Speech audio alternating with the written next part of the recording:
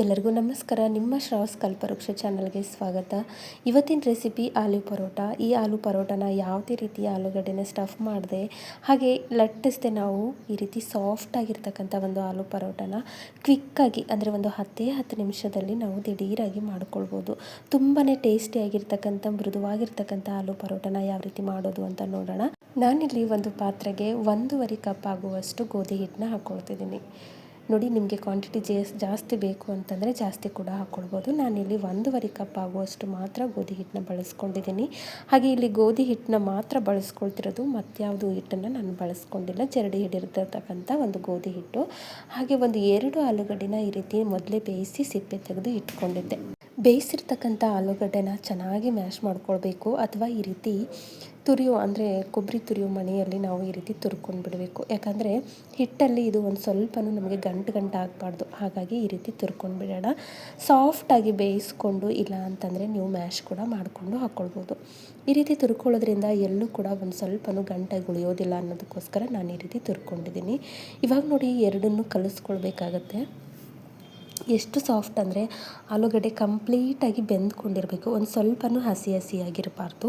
ಹಾಗಾಗಿ ನೀಟಾಗಿ ನೀವು ಬೇಯಿಸ್ಕೊಂಡು ಈ ರೀತಿ ತುರ್ಕೊಳ್ಳಿ. ಒಂದ್ಸರಿ ಇದನ್ನು ಎರಡನ್ನೂ ಕಲಿಸ್ಕೊಳ್ಳಿ. ಮೊದಲಿಗೆ ಹಿಟ್ಟು ಹಾಗೆ ಈ ಒಂದು ಆಲೂಗಡ್ಡೆ ತುರಿದಿರ್ತಕ್ಕಂಥ ಆಲೂಗಡ್ಡೆ ಕರೆಕ್ಟಾಗಿ ಕಲಿತ್ಕೊಳ್ಳೋ ರೀತಿ ಒಳಗೆ ಕಲಿಸ್ಕೊಂಡಿದ್ದಾಗಿದೆ. ಇವಾಗ ಇದಕ್ಕೆ ಬೇಕಾಗಿರ್ತಕ್ಕಂಥ ಒಂದು ಮಸಾಲನ ಹಾಕ್ಕೊಳ್ತಿದ್ದೀನಿ. 1 ಅಥವಾ 1.5 ಸ್ಪೂನ್ ಆಗುವಷ್ಟು ಖಾರ ಹಾಕ್ಕೊಂಡಿದ್ದೀನಿ. ನಿಮಗೆ ರುಚಿಗೆ ತಕ್ಕಷ್ಟು ಹಾಕ್ಕೊಳ್ಳಿ. ಹಾಗೆ 1 ಸ್ಪೂನ್ ಆಗುವಷ್ಟು ಗರಂ ಮಸಾಲ, 1 ಸ್ಪೂನ್ ಆಗುವಷ್ಟು ಧನಿಯಾ ಪೌಡ್ರು, ಹಾಗೆ ಒಂದು ಸ್ವಲ್ಪ ಶುಂಠಿ ಬೆಳ್ಳುಳ್ಳಿ ಪೇಸ್ಟ್ ಕೂಡ ನಾನು ಇಲ್ಲಿ ಹಾಕ್ಕೊಂಡಿದ್ದೀನಿ. ಅದ್ರ ಜೊತೆಗೆ 1 ಸ್ಪೂನ್ ಆಗುವಷ್ಟು ಜೀರಿಗೆ ಕೂಡ ಸೇರಿಸ್ಕೊಂಡಿದ್ದೀನಿ. ಹಾಗೆ 1/4 ಸ್ಪೂನ್ ಆಗುವಷ್ಟು ಅರಿಶಿನ ಕೂಡ ಹಾಕ್ಕೊಂಡಿದ್ದೀನಿ. ಹಾಗೆ ರುಚಿಗೆ ತಕ್ಕಷ್ಟು ಉಪ್ಪನ್ನ ಸೇರಿಸ್ಕೊಂಡಿದ್ದೀನಿ. ಬೇಕು ಅಂತಂದರೆ ನೀವು ಇಲ್ಲಿ ಹಸಿಮೆಣಸಿನ್ಕಾಯಿ ಪೇಸ್ಟ್ ಕೂಡ ಹಾಕ್ಕೊಳ್ಬೋದು, ಅಂದರೆ ಖಾರದ ಬದಲಿಗೆ ಹಸಿಮೆಣಸಿನ್ಕಾಯಿ ಪೇಸ್ಟ್ ಕೂಡ ಹಾಕ್ಕೊಳ್ಬೋದು. ಇವಾಗ ನೋಡಿ, ಸ್ವಲ್ಪ ನೀರು ಹಾಕಿ ಇದೆಲ್ಲನೂ ನಾವು ಕಲಿಸ್ಕೊಳ್ಬೇಕು. ನೀರನ್ನ ನೋಡ್ಕೊಂಡು ಹಾಕ್ಕೊಳ್ಳಿ, ಮೊದಲೇ ಜಾಸ್ತಿ ಹಾಕೋದು ಬೇಡ. ಹಾಗಾಗಿ ಒಂದು ಸ್ವಲ್ಪ ನೀರನ್ನ ಹಾಕ್ಕೊಂಡು ಹಿಟ್ಟನ್ನ ನಾವು ಕಲಿಸ್ಕೊಳ್ಳೋಣ. ಹಿಟ್ಟನ್ನ ಯಾವ ರೀತಿ ಕಲಿಸ್ಕೊಳ್ಬೇಕು ಅಂತಂದರೆ, ಈ ದೋಸೆ ಹಿಟ್ಟು ಇರುತ್ತಲ್ಲ ಆ ರೀತಿ ನಾವು ಹಿಟ್ಟನ್ನ ಕಲಿಸ್ಕೊಳ್ಬೇಕು. ನೋಡಿ, ಸ್ವಲ್ಪ ನೀರು ಹಾಕ್ಕೊಂಡು ಹಿಟ್ಟನ್ನ ಕಲಿಸ್ತಾ ಹೋಗಿ ನಮಗೆ ದೋಸೆ ಹಿಟ್ಟಿನ ಹದದು ಬರಬೇಕು. ಅಲ್ಲಿವರೆಗೂ ಒಂದು ಸ್ವಲ್ಪನೂ ಗಂಟು ಆಗದೆ ಇರೋ ರೀತಿ ಒಳಗೆ ಈ ರೀತಿ ಸೌಟ್ ಸಹಾಯದಿಂದ ಅಥವಾ ವಿಸ್ಕರ್ ಸಹಾಯದಿಂದ ನೀವು ಹಿಟ್ಟನ್ನ ಕಲಿಸ್ಕೊಳ್ಳಿ, ಗಂಟು ಆಗಬಾರ್ದು. ನೋಡಿ, ಇವಾಗ ಹಿಟ್ಟು ರೆಡಿಯಾಗಿದೆ. ಒಂದು ಸ್ವಲ್ಪನೂ ಗಂಟು ಇಲ್ಲದೆ ಇರೋ ರೀತಿ ಒಳಗೆ ನಾನು ಹಿಟ್ಟನ್ನ ರೆಡಿ ಮಾಡ್ಕೊಂಡಿದ್ದೀನಿ ದೋಸೆ ಹಿಟ್ಟಿನ ಅದಕ್ಕೆ.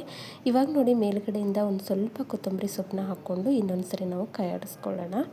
ನೋಡಿ, ತೀರಾ ತಿಳುವು ಅಲ್ಲ, ತೀರಾ ಗಟ್ಟಿನೂ ಆಗಿರಬಾರ್ದು. ಒಂದು ಲೆಕ್ಕಕ್ಕೆ ಅಂದರೆ ಸೆಟ್ ದೋಸೆ ಹಾಕ್ತೀವಲ್ಲ ಆ ಹಿಟ್ಟಿನ ಹದದೊಳಗೆ ಹಿಟ್ಟು ರೆಡಿಯಾಗಿತ್ತು ಅಂತಂದರೆ ಸಾಕು. ಇಷ್ಟಾದರೆ ನಮಗೆ ಪರ್ಫೆಕ್ಟಾಗಿ ಲಟ್ಟಿಸದೆ ಮಾಡ್ತಕ್ಕಂಥ ಒಂದು ಆಲೂ ಪರೋಟಕ್ಕೆ ಹಿಟ್ಟು ರೆಡಿಯಾಗಿದೆ. ಇದನ್ನು ಸೈಡ್ ಎತ್ತಿಟ್ಬಿಡೋಣ. ನಾನು ಆಲ್ರೆಡಿ ಗ್ಯಾಸ್ ಮೇಲೆ ದೋಸೆ ಹಂಚಿನ ಕಾಯಲಿಕ್ಕಿಟ್ಟಿದ್ದೆ.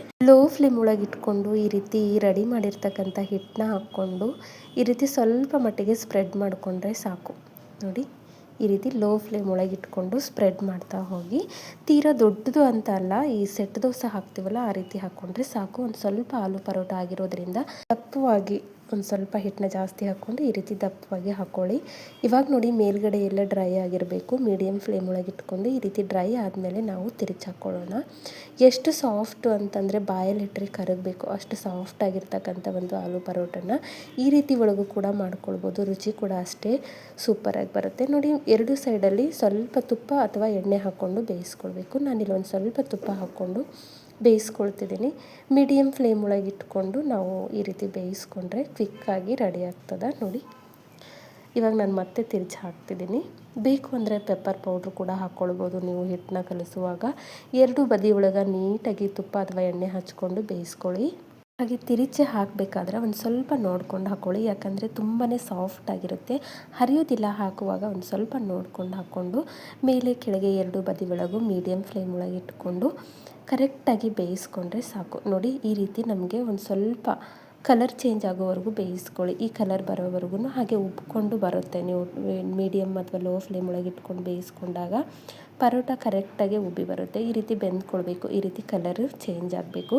ನಾನಿಲ್ಲಿ ಖಾರದ ಪೌಡ್ರ್ ಅಥವಾ ಅಚ್ಚ ಖಾರದ ಪೌಡ್ರನ್ನ ಬಳಸಿದ್ದೀನಿ. ನಿಮಗೆ ಅಚ್ಚ ಖಾರದ ಪೌಡ್ರ್ ಬಳಸೋಕ್ಕೆ ಇಷ್ಟ ಇಲ್ಲ ಅಂತಂದರೆ ಹಸಿ ಖಾರ ಅಂದರೆ ಹಸಿಮೆಣಸಿನ್ಕಾಯಿನ ನೀವು ಕುಟ್ಟಿ ಕೂಡ ಹಾಕ್ಕೊಳ್ಬೋದು, ಜಜ್ಜಿ ಹಾಕ್ಕೊಂಡು ಈ ರೀತಿ ಮಾಡ್ಕೊಳ್ಬೋದು. ನೋಡಿ, ಪ್ರತಿಯೊಂದು ಕೂಡ ಪರ್ಫೆಕ್ಟಾಗಿ ಒಂದು ಆಲೂ ಪರೋಟ ರೆಡಿಯಾಗಿದೆ. ನಾನು ಇನ್ನೊಂದು ನಿಮಗೆ ಹಾಕಿ ತೋರಿಸ್ತಿದ್ದೀನಿ ಯಾವ ರೀತಿ ಅಂತ. ನೋಡಿ, ಲೋ ಫ್ಲೇಮ್ ಒಳಗೆ ಇಟ್ಕೊಂಡು ಒಂದು 2 ಸೌಟು ರೆಡಿ ಮಾಡಿರ್ತಕ್ಕಂಥ ಹಿಟ್ಟನ್ನ ಹಾಕ್ಕೊಂಡು ಈ ರೀತಿ ಸ್ಪ್ರೆಡ್ ಮಾಡಿ, ದಪ್ಪವಾಗಿರಬೇಕು, ತೀರಾ ತೆಳುವಾಗಿರಬಾರ್ದು.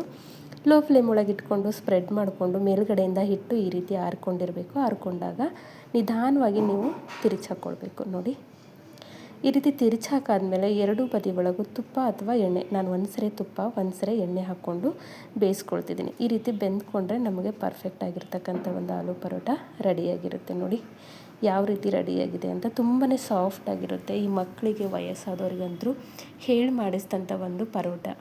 ಈ ಪರೋಟ ಜೊತೆ ನೀವು ಬೇಕು ಅಂತಂದರೆ ಕಾಯಿ ಚಟ್ನಿ ಅಥವಾ ಕೆಂಪು ಚಟ್ನಿನ ಮಾಡ್ಕೊಳ್ಬೋದು. ನಾನಿಲ್ಲಿ ಕಾಯಿ ಚಟ್ನಿ ಜೊತೆಗೆ ಸರ್ವ್ ಮಾಡ್ತಿದ್ದೀನಿ. ಐ ಹೋಪ್ ಇವತ್ತಿನ ಆಲೂ ಪರೋಟ ರೆಸಿಪಿ ನಿಮಗೆ ಭಾಳ ಇಷ್ಟ ಆಗದ ಅಂದ್ಕೊಳ್ತೀನಿ. ಇಷ್ಟ ಆಗಿದ್ದರೆ ದಯವಿಟ್ಟು ನನ್ನ ಚಾನಲ್ನ ಸಬ್ಸ್ಕ್ರೈಬ್ ಮಾಡ್ಕೊಳ್ಳಿ. ಹಾಗೆ ನಿಮ್ಮ ಫ್ರೆಂಡ್ಸ್ ಆ್ಯಂಡ್ ಫ್ಯಾಮಿಲಿಗೆ ಶೇರ್ ಮಾಡಿ. ನಾಳೆ ಮತ್ತೊಂದು ಹೊಸ ರೆಸಿಪಿಯೊಂದಿಗೆ ಸಿಗೋಣ. ಧನ್ಯವಾದ.